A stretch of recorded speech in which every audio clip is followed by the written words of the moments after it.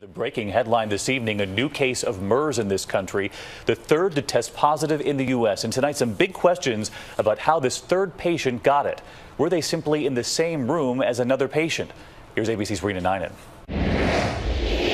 The search is on tonight. The Centers for Disease Control looking for anyone who may have had contact with an Illinois man now believed to be the first MERS infection transmitted in the U.S. This new patient came in contact twice with the first U.S. patient, a healthcare worker who traveled to Saudi Arabia, then flew back to the U.S. through Chicago. The two business associates came in contact twice in Illinois and shook hands. But what many find so surprising with this latest case, the Illinois patient showed none of the symptoms.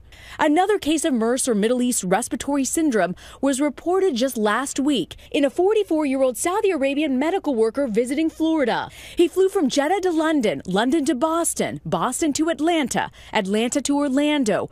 500 travelers on his U.S. flight alone. MERS began in the Middle East 2 years ago. So far, 100 have died overseas, and the virus shows no signs of letting up. Rena Ninen, ABC News, New York. Rena, thank you. I want to bring in ABC's chief health and medical editor, Dr. Richard Besser, has been tracking this. You worked for years with the CDC. First, the transmission here, simply in a meeting together? That's right. 40 minutes in a meeting and a handshake. I'd focus on the handshake because we know a lot of viruses spread that way. And it's possible this patient could have been walking around having no idea they had it. Yeah, I mean, the good news is it tells us not everyone gets severe infection, but the big question is, could he have spread it to other people? But most alarming to you, simply in the same room together. That's right. All right, Rich, thanks. I know you'll continue to track this.